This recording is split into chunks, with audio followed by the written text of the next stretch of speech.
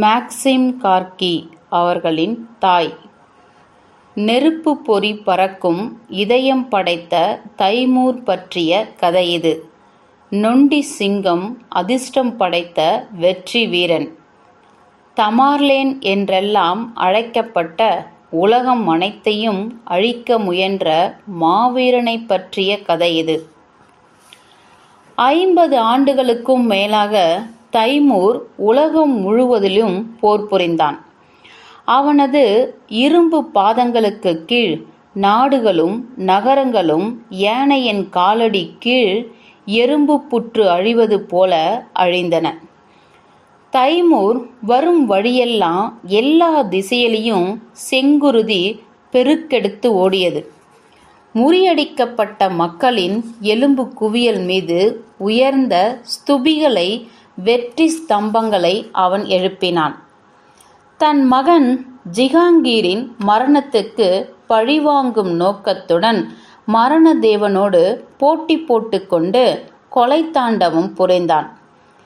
Timur தீய ஜாட்சிகளை வெற்றி கண்டு கருப்பும் லேசான நீலவர்ண ஆடையும் அணிந்து தலையெல்லாம் தூசியும் புழுதியுமாக தன் படை வீரர்களோடு தலைநகரத்துக்கு வந்த பொழுது அவன் மகன் ஜிஹாங்கீர் மரணமடைந்தான். அன்றிலிருந்து 30 ஆண்டுகளுக்கு பின்னர் ஓட்ராவ் நகரத்தில் மரணதேவனின் பிடியில் சிக்கும் வரை தைமூர் சிரிக்கவில்லை. இறுக மூடிய உதடுகள், ஈரமற்ற நெஞ்சம், பிறரை வணங்காத தலை, இப்படியே 30 ஆண்டுகள் அவன் வாழ்ந்தான். பெண்மையை மரணதேவனும் பணிவோடு தலை குனிந்து அஞ்சி நிற்கும் தாய்மையை போற்றுவோம். தாய்மையின் முன் மரணதேவனின் ஊழியனும் அடிமையுமான கல்நெஞ்சும் படைத்த தைமூர் உலகிலேயே கொடுமை மிக்கவன். எப்படி வணங்கி நின்றான் என்பதை கூறுவோம். தாய்மையின் அளப்பரிய ஆற்றலை கூறுவோம். சமார்கண்ட கவிஞர்களார் மலர்வனம் என்று புகழப்பட்டு ரோஜா மலர்களும் தாமரை மலர்களும் சேர்ந்து காணப்படும் அழகிய பள்ளத்தாக்கு காணிக்குலா பள்ளத்தாக்கு. அந்த பள்ளத்தாக்கிலுள்ள பெரிய நகரத்தின் நீல நிற ஸ்தூபிகளும் மசீதுகளில் நீல நிற கும்பங்களும் தெரிந்த இடத்தில் தைமூர் தன் பரிவாரங்களோடு விரிந்து அறிந்து கொண்டிருந்தான். 15,000 வட்ட கூடாரங்கள் விசிறி போன்ற அமைப்பில் அந்த பள்ளத்தாக்கில் 15,000 மலர் மொட்டுகள் போல பறந்து காணப்பட்டன. ஒவ்வொரு கூடாரத்திலும் நூற்றுக்கணக்கான பட்டுக்கொடிகள் காற்றிலே படபடுத்து கொண்டிருந்தன. அந்த கூடாரங்களுக்கு மத்தியில் பரிவாரங்கள் புடைசூழ நிற்கும் பேரரசி போல தைமூரின் கூடாரம் காணப்பட்டது. தைமூரின் கூடாரம் 4 பக்கங்களுடன் ஒவ்வொரு பக்கமும் 100 காலடி நீளமும் 3 வேல்கம்புகள் உயரமும் கொண்டு காணப்பட்டது. அதன் மத்தியில் ஒவ்வொன்றும் 1 ஆள் பருமனுள்ள 12 தங்கத் தூண்கள் அக்கூடாரத்தை தாங்கி நின்றன. கூடாரத்தின் உச்சியில் நீல நிறமுள்ள வட்ட மூடி காணப்பட்டது. கூடாரத்தின் பக்கங்கள் கருப்பு, மஞ்சள், நீல பட்டு துணியால் அமைந்திருந்தன. 500 கயிறுகள் அந்த கூடாரத்தை காற்றில் பறக்கா வண்ணம் தரையோடு பிணைத்திருந்தன. கூடாரத்தின் 4 மூலைகளிலும் ஒவ்வொரு வெள்ளி கழுகு காணப்பட்டது. கூடாரத்தின் மத்தியில் அமைந்த அழகிய விதனத்தின் கீழ் 5வது கழுகு, ஆம், மன்னனும் போரில் முறியடிக்கப்பட்ட இயலாதவருமாகிய தைமூர் அமர்ந்திருந்தான். வானத்து நீல நிறத்தில் நீண்ட பட்டு அங்கி அவன் உடலை அலங்கரித்தது. அந்த அங்கியில் 5000க்கும் அதிகமான முத்துக்கள் பதிக்கப்பட்டிருந்தன. காண்போர் உள்ளத்தை அச்சுறுத்தும் அவனது நரைத்த தலையில் மணிகள் பொதிக்கப்பட்ட வெள்ளை தொப்பி அணிந்திருந்தான். அந்த தொப்பியில் பதிக்கப்பட்ட இரத்தினம் இரத்த சிவப்பேறிய அவனது கண் உலகை உற்று பார்ப்பது போல இங்கும் அங்கும் அசைந்தாடியது. தைமூரின் முகம் ஏதோ அளவிலே பெரிய கத்தி ஒன்று ஆயிரக்கணக்கான முறைகள் இரத்தத்தில் முக்கி எடுக்கப்பட்டு துருப்பிடிப்பது போல தென்பட்டது. குறுகலான அவனது கண்கள் எல்லாவற்றையும் உற்று நோக்கிய வண்ணம் இருந்தன. அந்த கண்களில் ஒளி அரேபியர்களின் சிறப்புக்கு உரியதும் பிறரால் மரகதம் என்றழைக்கப்படுவதன் ஒளியையும் ஒத்திருந்தது. அவன் காதுகளில் இருந்து அழகிய பெண்களின் உதடுகளின் நிறத்தை ஒத்த இலங்கை இரத்தினங்கள் தொங்கின. அந்த கூடாரத்தின் தரையில் விரிக்கப்பட்டிருந்த அழகுமிக்க கம்பளங்களில் 300 பொன்னிற கோப்பைகளில் மதுவும் மன்னனின் விருந்துக்கேற்ற பிற பொருட்களும் காணப்பட்டன. தைமூருக்கு பின்னால் பாடகர்கள் அமர்ந்திருந்தனர். அவன் அருகில் யாரும் அமரவில்லை. அவனுடைய காலடியில் உறவினர்களும் அரசர்களும் சிற்றரசர்களும் அமர்ந்திருந்தனர். மன்னருக்கு மிக அருகில் குடிமயக்கத்தில் ஆழ்ந்து கிடக்கும் கெர்மானி என்னும் கவிஞன் உட்கார்ந்திருந்தான். உலக அனைத்தையும் வெற்றி கொண்ட தைமூர் ஒரு முறை கெர்மானிடம் கேட்டான். கெர்மானி, என்னை விலக்கி வாங்குவது என்றால் எவ்வளவு கொடுத்து வாங்குவாய் என்று கேட்டான்.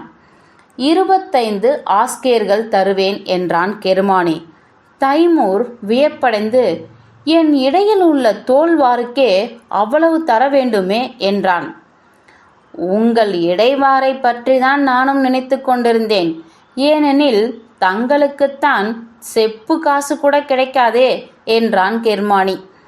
மன்னனும் கொடுமையும் தீமையுமே உருவெடுத்தவனுமாகிய தைமூரிடம் இப்படி பதிலளித்தான் கெர்மானி.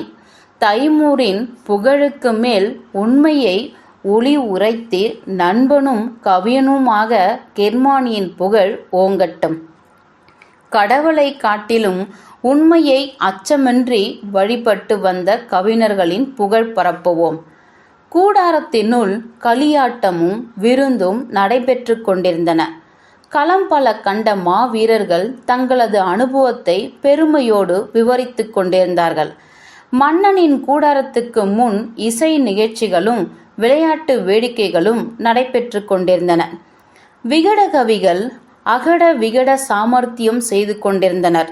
மாமல்லர்கள் தங்கள் திறமையை காட்டி தங்கள் உடம்பில் எலும்புகளே இல்லை என்று எண்ணும் அளவுக்கு வித்தைகள் செய்து கொண்டிருந்தனர்.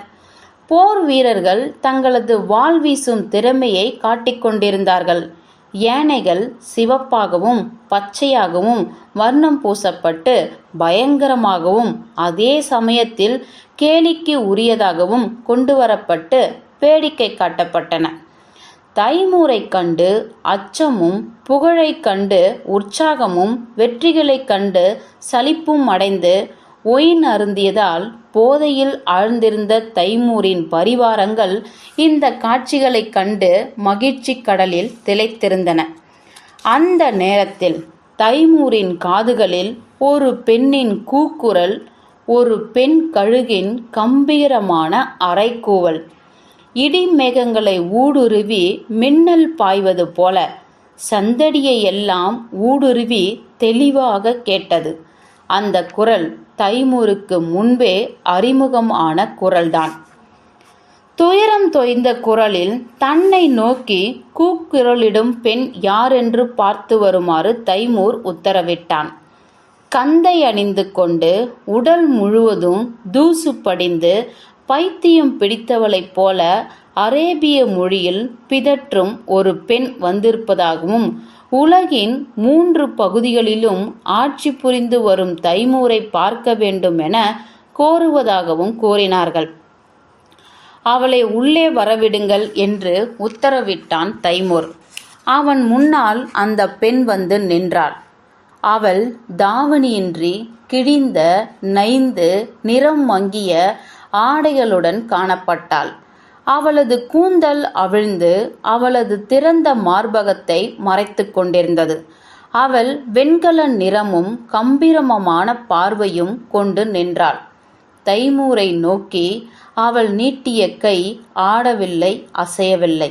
சுல்தான், பயேசித்தை தோற்கடித்தது நீர்தாமா என்று கேட்டாள். ஆம். சுல்தான் பயசித்தை மட்டுமல்ல, இன்னும் ஏராளமானவர்களை வெற்றி கண்டவன் நான். ஆயினும் போர்வெறி எனக்கு தணியவில்லை. உனக்கு என்ன வேண்டும் பெண்ணே என்றான் தைமூர். நான் கூறுவதைக் கேள். நீ என்னதான் வெற்றி அடைந்திருந்தாலும் நீ மனிதன்தான். நானோ தாய். நீ மரணதேவனுக்கு பணிபுரிபவன். நானோ வாழ்வை பெருக்குபவள். நீ எனக்கு தீங்கு இழைத்து விட்டாய். நீ அதற்கு பரிகாரம் செய்ய வேண்டுமென்று கேட்பதற்குத்தான் நான் வந்திருக்கிறேன். நீதியே வலிமை என்று நீ கூறுவதாக சொல்கிறார்கள். நான் அதை நம்பவில்லை. ஆனால் நான் ஒரு தாய். எனவே நீ என்னிடம் நேர்மையாக நடந்து கொள்ள வேண்டும் என்றாள். அவள் கூறிய வார்த்தைகளில் பொதிந்திருக்கும் வன்மையை தைமூர் உணர்ந்து கொண்டான். எனவே அந்த பெண்ணை நோக்கி, உட்கார்ந்து பேசு, நீ சொல்வதை நான் கவனமாக கேட்கிறேன் என்றான். அவள் மன்னருக்கு மிகவும் நெருங்கிய அரசர்கள் அமர்ந்திருக்கும் வரிசையில் உட்கார்ந்து தன் கதையை சொல்ல ஆரம்பித்தாள். தொலை தூரத்துக்கு அப்பால் உள்ள இத்தாலியில் சாலர்னோ என்னும் பகுதியை சேர்ந்தவள் நான். அந்த இடம் உமக்கு தெரிந்திருக்காது. என் தந்தை ஒரு செம்படவர். என் கணவனும் செம்படவர்தான். எங்கள் இல்வாழ்க்கையில் மகிழ்ச்சி நிலவியதின் காரணமாக என் கணவரின் முகத்தில் அசாதாரணமான அழகு தோன்றியது. இல்வாழ்வில் மகிழ்ச்சியின் எல்லையை தொட்டு கொண்டிருந்த எனக்கு ஒரு குழந்தை பிறந்தது. ஆம், உலகத்திலேயே அழகு மிகுந்த குழந்தை. என் மகன் ஜிகாங்கரை போல என்று இடைமறித்தான் தைமூர். என் மகனைப் போல அழகும் அறிவும் நிரம்பியவர்கள் உலகில் வேறு யாரும் இருக்க முடியாது. அவனுக்கு 6 வயது முடிந்திருந்தது. அப்பொழுது எங்கள் கடலோரத்தில் சுராசேன் என்னும் கடற்கொள்ளையர்கள் வந்திறங்கினர். என் தந்தையையும் கணவரையும் இன்னும் பலரையும் அவர்கள் தங்கள் வாளுக்கு இரையாக்கினார்கள். என் குழந்தையை தங்களுடன் எடுத்துச் சென்று விட்டார்கள். கடந்த 4 ஆண்டுகளாக இந்த உலகம் முழுவதிலும் என் செல்வத்தை தேடி வருகிறேன். அவன் உம்மிடம் இருப்பதாக தெரிகிறது. ஏனென்றால் கடற்கொள்ளையர்களை சுல்தான் பாயசத்தின் வீரர்கள் பிடித்து கொண்டார்கள். அந்த சுல்தானை முறியடித்து அவரது உடைமையை எல்லாம் நீ பறித்து கொண்டாய். எனவே என் மகன் எங்கு இருக்கிறான் என்பது உனக்குத்தான் தெரியும். நீதான் அவனை எனக்கு திருப்பித் தர வேண்டும் என்றாள். இதை கேட்ட எல்லோரும் சிரித்தனர். மற்றவர்களை காட்டினும் தாங்கள்தான் மதியுகிகள் என்று எண்ணிக்கொண்டிருக்கும் மன்னர்களில் சிலர், இவள் ஆயுள் இன்றோடு முடிந்துவிட்டது என ஆருடம் கூறி தாங்களாகவே மகிழ்ந்து கொண்டனர். கெர்மானி மட்டும்தான் அந்த பெண்ணை அனுதாபத்துடன் பார்த்து கொண்டிருந்தான். தைமூரோ ஏதோ அதிசய பொருளை பார்ப்பது போல அவளையே உற்று நோக்கி கொண்டிருந்தான். பெண்ணே, வெகு தூரத்துக்கு அப்பால் உள்ள அந்த நாட்டிலிருந்து கடலையும் காணார்களையும் காடுகளையும் மலையையும் தாண்டி நீ எப்படி வந்து சேர்ந்தாய்? கொடிய மிருகங்களும் மிருகங்களை காட்டிலும் கொடுமை குணம் படைத்த மனிதர்களும் உன்னை ஒன்றும் செய்யவில்லையா? பாதுகாப்பற்றவர்களின் ஒரே நண்பன் ஆயுதம்தான். ஆனால் நீயோ எத்தகைய ஆயுதமும் இன்றி எப்படி தனியாக அலைந்து திரிந்தாய்? உன் கூற்றை நாங்கள் நம்ப நீ இதை தெரிவிக்க வேண்டும் என்றான் மாமன்னன் தைமூர். பெண்மையை எத்தகைய நடைமுறைகளையும் வெற்றி கண்டு உலகம் முழுவதையும் ஈன்றெடுத்து பாதுகாக்கும் தாய்மையை நாம் போற்றுவோமாக. மனிதனிடம் காணப்படும் அழகு பண்பு அனைத்தையும் கதிரவர் கதிர்களிலிருந்தும் தாய்ப்பாலிலிருந்துதான் சுரக்கின்றன. வாழ்வை போற்றும் தன்மையை நமக்கு தருபவை இவைதானே. நான் அலைந்து திரிந்த பொழுது ஒரே ஒரு கடலைத்தான் கண்டேன். எத்தனையோ தீவுகளையும் மரக்கலங்களையும் கண்டேன். ஆசை மைந்தனை தேடி நான் வந்த பொழுது காற்றும் எனக்கு துணை புரிந்தது. கடற்கரையிலேயே பிறந்து வளர்ந்த எனக்கு ஆறுகளில் நீந்த வருவது பெரிதல்ல. மலைகளா, நான் அவற்றை பார்க்கவே இல்லை என்றாள் அந்த பெண். கெர்மானி திடீரென்று குறுக்கிட்டு கூறினான். அன்பால் உந்தப்படுபவர்களுக்கு மலையும் பள்ளத்தாக்கும் போலதான் தோன்றும் என்றான். அந்த பெண் மேலும் தொடர்ந்து, ஆம், நான் காடுகளை கண்டேன். காட்டு பன்றிகளையும் கரடிகளையும் காட்டெருமைகளையும் கண்டேன். 2 சிறுத்தைகளை உங்கள் கண்களை போன்ற கண்களால் என்னை கூர்மையாக பார்த்தன. ஆனால் அந்த கொடிய மிருகங்களுக்கும் இதயம் ஒன்று உண்டல்லவா? நான் உங்களிடம் பேசுவது போலவே அவற்றிடமும் பேசினேன். நான் கூறியவற்றை அந்த கொடிய மிருகங்கள் நம்பின. என் நிலை கண்டு அவை வருந்தின, தம் வழியே சென்றன. அந்த மிருகங்களும் தம் குழந்தைகளை நேசிக்கின்றன. தங்கள் உயிருக்காகவும் சுதந்திரத்துக்காகவும் மனிதர்களைப் போலவே அவையும் போராடும் என்பது உமக்கு தெரியாதா என்று கூறினாள். நன்றாகச் சொன்னாய். ஆனால் ஒன்று மட்டும் சொல்கிறேன், மிருகங்கள் மனிதர்களை காட்டிலும் அதிகமாக நேசிக்கின்றன, உறுதியாக போராடுகின்றன என்றான் தைமூர். சிறு குழந்தையைப் போல அவள் மேலும் பேசினாள். ஒவ்வொரு தாயின் உள்ளத்திலும் குழந்தையின் பேதமையை பல மடங்கு காண முடியும் அல்லவா? மனிதர்கள் தங்கள் தாய்மார்களுக்கு என்றும் குழந்தைகள்தான். ஏனென்றால் ஒவ்வொரு மனிதனுக்கும் ஒரு தாய் உண்டு. ஏன், கிழவனான நீர் கூட ஒரு அன்னையின் வயிற்றில்தான் உதித்தாய். நீ கடவுளையும் மறுக்கலாம், ஆனால் இதை மறுக்க முடியாது என்றாள். சரியாகச் சொன்னாய் பெண்ணே என்று வியந்து பாராட்டினான் அச்சமற்ற கவிஞனான கெர்மானி. காளை கூட்டத்திலிருந்து கன்றை பெற முடியாது. கதிரவன் இன்றி மொட்டுகள் மலரா. அன்பின்றி மகிழ்ச்சி ஏறாது. பெண்களின்றி அன்பு இல்லை. தாய்மார்களின்றி கவிஞரும் வீரரும் இல்லை என்றான். அந்த பெண், என் குழந்தையை எனக்கு கொடுங்கள், நான் அவனை அளவு கடந்து நேசிக்கிறேன் என்றாள். பெண்மையை போற்றுவோம். மோசஸையும் முகமது நபியையும் தீயவர்களால் சிலுவையில் அறையப்பட்ட இயேசுவையும் ஈண்டெடுத்த பெண்மையும் போற்றுவோம். எத்தனையோ நகரங்களையெல்லாம் தவிடு பொடியாக்கி நொண்டி புலியான தைமூர் ஆழ்ந்த சிந்தனையில் இருந்தான். நீண்ட நேரம் மௌனத்துக்கு பின்னர் தன்னை சுற்றி இருப்போரை பார்த்து கூறினான். ஆண்டவனின் ஊழியனாகிய தைமூர் பேசுகிறேன். கடந்த பல ஆண்டுகளாக என் காலடிப்பட்டு பூமி நடுங்கியிருக்கிறது. 30 ஆண்டுகளாகவே என் மகன் ஜிகாங்கீரின் மரணத்துக்கு பழிவாங்க என் உள்ளத்தில் எரிந்த சுடர் ஒளியை அணைத்ததற்கு பழிவாங்க நான் உலகத்தையே அழிக்க முயன்று வந்திருக்கிறேன். தங்களுடைய அரசுகளாகவும் நாடு நகரங்களாகவும் என்னை எதிர்த்து பலர் போரிட்டிருக்கிறார்கள். ஆனால் இதுவரை மனிதனுக்காக என்னை எதிர்த்து யாரும் போரிட்டதில்லை. மனிதனுக்கு நான் இன்று வரை எந்த முக்கியத்துவமும் அளித்ததில்லை. இன்றுதான் அந்த சொல்லின் மகிமையை நான் உணர்கிறேன்.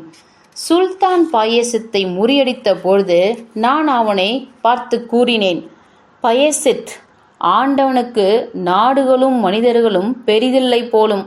ஏனென்றால் என்னை போன்ற நொண்டியையும் உன்னை போன்ற ஒரு கண் குருடனும் அவற்றை ஆட்சி புரிய அனுமதிக்கிறான் என்றேன்.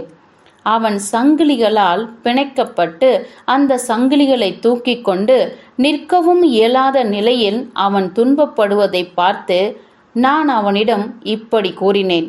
அந்த நேரத்தில் எனக்கு வாழ்க்கையே உளுத்து போன மரமாகத்தான் தோன்றியது. ஆண்டவனின் ஊழியனாகிய நான் இதை கூறத்தான் வேண்டும். இதோ எனக்கு முன் ஒரு பெண் அமர்ந்திருக்கிறாள். எத்தனையோ பெண்களில் இவளும் ஒருத்தியே. ஆயினும் நான் என் வாழ்நாளில் இதுவரை அனுபவித்திராத உணர்ச்சிகளை இப்பொழுது உணர்கிறேன். என்னோடு சமநிலையிலிருந்து அவள் பேசினாள். இப்பொழுதும் அவள் என்னிடம் உரிமையோடு கேட்கிறாளே ஒழிய என்னிடம் அவள் கெஞ்சவில்லை. இந்த பெண்ணின் ஆற்றல், மன உறுதி எப்படி வந்தது என்பது எனக்கு புரிகிறது. அவள் தன் குழந்தையை நேசிக்கிறாள். அந்த குழந்தை பல நூற்றாண்டிற்கு வழி வழியாக வரும் சுடர் விளக்கை பற்ற வைக்கும் நெருப்பு பொறி என்பதை அந்த அன்பு அவளுக்கு உணர்த்தியிருக்கிறது. மகான்களிடமும் குழந்தை உள்ளம் இருக்கிறதல்லவா? மா வீரர்களிடமும் இலகிய இதயம் உண்டல்லவா? ஹோ ஜிகாங்கீர், என் கண்ணின் கருமணியே, ஒருவேளை உலகம் முழுவதும் அன்பு வெள்ளம் பாய்ச்ச நீ நினைத்திருக்கலாம். ஆனால் உன் தந்தையோ உலகத்தையே இரத்த வெள்ளத்தில் மூழ்கடித்து விட்டார். மீண்டும் ஒரு முறை தைமூர் அமைதியில் ஆழ்ந்தான். பின்னர் மறுபடியும் பேசினார். ஆண்டவனின் ஊழியனாகிய தைமூரின் உத்தரவு இது. 300 குதிரை வீரர்கள் இந்த நாட்டின் எல்லா பகுதிகளுக்கும் சென்று இந்த தாயின் குழந்தையை தேடட்டும். அதுவரை அவள் இங்கு காத்திருக்கட்டும். நானும் அவள் குழந்தை பற்றிய செய்தி கிடைக்கும் வரை இங்கேயே காத்திருப்பேன். யார் குழந்தையை கொண்டு வருகிறார்களோ அவர்களுக்கு அளவற்ற வெகுமதி கிடைக்கும்.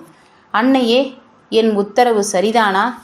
அந்த அன்னை தன் முகத்தில் தொங்கிய கருத்தடர்ந்த கூந்தலை ஒதுக்கிக் கொண்டு புன்சிரிப்புடன் சரிதான் மன்னரே என்று பதிலளித்தாள். தைமூர் எழுந்து அமைதியாக அவளுக்கு வணக்கம் செலுத்தினான். கெர்மானி மகிழ்ச்சியோடு பாட்டு ஒன்றை இசைத்தான்.